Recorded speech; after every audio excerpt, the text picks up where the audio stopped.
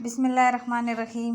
معزز سامعین، دنیا کی زندگی عارضی ہے لیکن اس کی خواہشات لامحدود ہیں۔ انسان کو زندگی میں طلب جس کی زیادہ ہوتی ہے وہ محبت ہے، اور محبت انسانی زندگی کا عظیم پہلو ہے۔ اور بے شک میں مانتا ہوں کہ محبت امر ہوتی ہے، محبت لازوال ہوتی ہے، اسے مارنے والے دبانے والے خود مر جاتے ہیں۔ محبت کے سمندر میں غرق انسان محبوب کی خواہش پر تاج محل تک تعمیر کروا دیتا ہے۔ لیکن سب کیا سمجھتے رہے، مگر اصل معاملہ کیا نکلا؟ اسامہ ستی کو اہلکاروں نے دراصل کیوں قتل کیا؟ یہ بھی لمحہ فکریہ ہے کہ خواہش تو پوری ہو جاتی ہے لیکن محبت کی راہی اکثر منزل سے محروم رہتے ہیں، بلکہ کبھی کبھی تو محبت نادان کی ایک خطا، ایک غلطی گھروں کو قبرستان بنا دیتی ہے۔ سال 2010 کی بات ہے کہ ایک ہنستا بستا گھر اسی محبت کی وجہ سے برباد ہو گیا۔ جی ہاں، چیچا وطنی سے 3 کلومیٹر کی مسافت پر ایک چھوٹا سا ٹاؤن ہے جہاں میری اپنی بھی رہائش ہے، اور یہ 11 آر چک کی اضافی آبادی ہے۔ میرے والد صاحب نے جہاں گھر لیا وہاں ہمارے گھر کے سامنے ایک رانا فیملی کا گھر تھا۔ سلیم اور مسز سلیم اپنے 8 بچوں کے ساتھ، جن میں 6 بیٹیاں اور 2 بیٹے تھے، اللہ کی عطا کردہ زندگی گزار رہے تھے۔ سلیم صاحب کا دال چاول کا ہوٹل تھا جو کمالیہ روڈ پر بڑا مشہور تھا۔ دن کو سلیم ہوٹل پر ہوتا اور رات کو اس کا بڑا بیٹا۔ صبح اذان کے وقت روزانہ ان کے گھر پر چولہا جلنا شروع ہو جاتا تھا اور مسز سلیم دال چاول تیار کر کے دیتی تاکہ سلیم صاحب ہوٹل پر لے کر جائے۔ غریب گھرانہ تھا لیکن شرم و حیا کا پیکر تھا۔ کبھی ان کی کوئی بیٹی سوائے سب سے چھوٹی کے دروازے تک نہ آئی نہ دیکھی۔ دونوں میاں بیوی دن رات اپنے گھر کی ترقی اور تعمیر کے لیے کوشاں تھے۔ بچے جوان تھے، ان کی شادی، گھر کی تعمیر، بچوں کی تعلیم، گھر کے اخراجات ساتھ ساتھ چلتے نظر آتے تھے، اور یہ ان دونوں میاں بیوی کی محنت اور آپس کی محبت کی وجہ سے تھا۔ اکثر سلیم صاحب کی بیوی میری والدہ کے پاس آ جایا کرتی تھی اور کبھی کبھی میری والدہ صاحبہ بھی ان کے گھر چلی جایا کرتی تھی۔ کیونکہ دال چاول کے ہوٹل سے سارا نظام زندگی چلانا مشکل تھا، لہٰذا سلیم صاحب کی بیوی اور ان کی 2 بڑی بیٹیاں کپڑے سلائی کرتی تھیں۔ پورا محلہ ان سے کپڑے سلائی کرواتا تھا۔ وقت گزرتا گیا، دن سے رات اور رات سے صبح روشن ہوتی گئی۔ ان کے گھر کے حالات پہلے سے بدل گئے۔ بڑی بیٹی کی شادی، بڑے بیٹے کی شادی، پھر تیسری بیٹی کی شادی ہو چکی تھی کہ اللہ کو کچھ اور منظور تھا۔ ایک وہ غلطی جو اس گھر کے ایک فرد نے لاشعوری میں کی تھی، اس کی وجہ سے تباہی نے گھر کے دروازے پر دستک دی۔ ہوا کچھ یوں کہ اس ہنستے بستے گھر میں ایک مہمان لڑکا جو سلیم کی بیوی کے بھائی کا بیٹا تھا۔ مہمان آیا۔ مہمان گھر کے لیے رحمت ہوتا ہے، لیکن چند مہمان اپنے کرتوت کی بدولت زحمت بن جاتے ہیں۔ اس لڑکے کاشف کی دوستی سلیم کے بڑے لڑکے ارشد سے زیادہ ہو گئی۔ وہ ارشد جو رات کو والد کے ہوٹل پر ڈیوٹی دیتا اور دن کو گھر پر سوتا تھا، اب اس کا معمول آوارہ گردی تھا۔ لیکن انسان بھول جاتا ہے کہ زندگی کی بساط میں غم کو مات ہو یا خوشی کو چت، ہارنا زندگی کو ہی پڑتا ہے اور جیت موت کی ہوتی ہے۔ جنہیں خدا نہیں چاہیے ہوتا، انہیں پھر ہر بری سوچ، شخص اور چیز ڈھونڈ لیتی ہے۔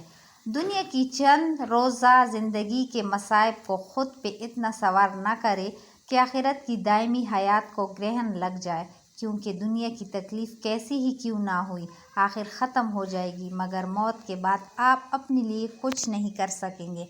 انسان بھول جاتا ہے کہ اللہ سے محبت واحد تجارت ہے، جس کا خسارہ بھی نفع دیتا ہے، جس کا نقصان بھی سنوار دیتا ہے، جس میں کمی بھی پورا کر دیتی ہے، جس میں قلت بھی کثرت بن جاتی ہے، جس میں کراؤڈ بھی بلند کر دیتی ہے، جس میں کوٹے سکے بھی دینار بن جاتے ہیں، جس میں تاجر آپ بکتا ہے اور انمول ہو جاتا ہے۔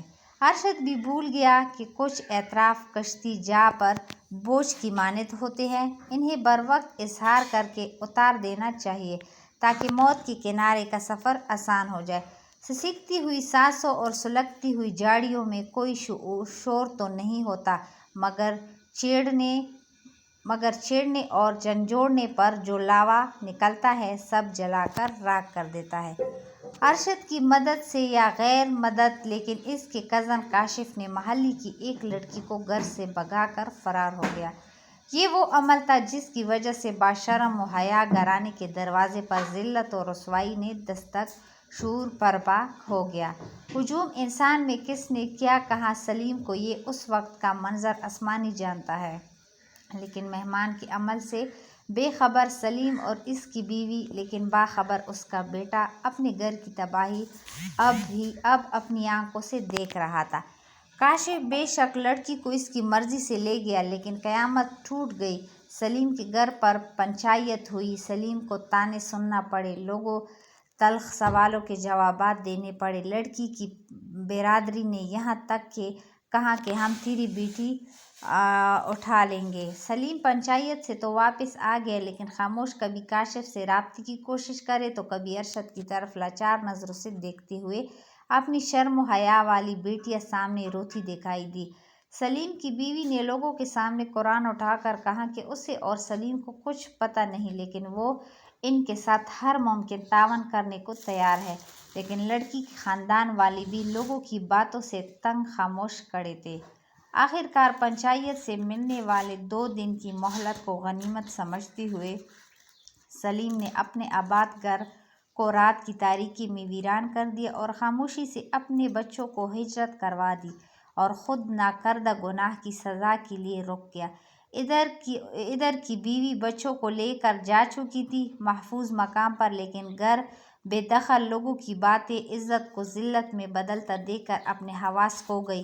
ہارٹ اٹیک کی وجہ سے موت ہو گئی۔ ارشد ماں کی موت، بہن و بھائی کے بے گھر، باپ کی عزت خاک ہوتے دیکھ کر سکتہ میں جا چکا تھا۔ سلیم نے بیوی کی وفات پر حوصلے سے اللہ کی آزمائش کو برداشت کیا، بیوی کو دفنایا اور لڑکی کی تلاش میں نکل گیا۔ آخر 3 کی کوشش سے لڑکی والوں کو لڑکی واپس کی، ہاتھ جوڑ کر معذرت کی، گھر کو فروخت کیا اور دکھی دل سے خود بھی ہجرت کر گیا۔